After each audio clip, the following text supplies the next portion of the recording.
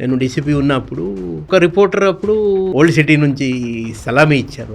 ఏం ఐడియా అంటే అక్కడ ఈ కమ్యూనల్ స్టార్ట్ అయింది, రాళ్ళు వేస్తున్నారు హిందూ ముస్లిం అని.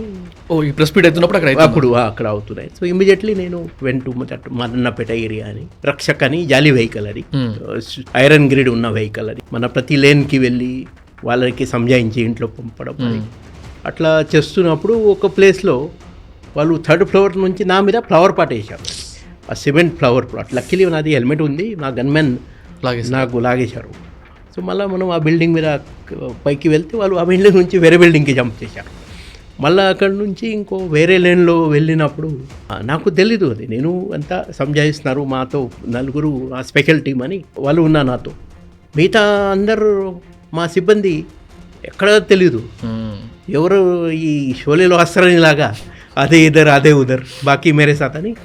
సో అప్పుడు నాకు తెలిసింది నేను ట్రాప్ అయినారు అని. ఇక్కడ ఒక కమ్యూనిటీ, వెనక ఒక కమ్యూనిటీ, ఇద్దరు వాళ్ళు అది స్లోగన్స్ ఇస్తున్నారు, వాళ్ళ రిలీజియస్ స్లోగన్స్.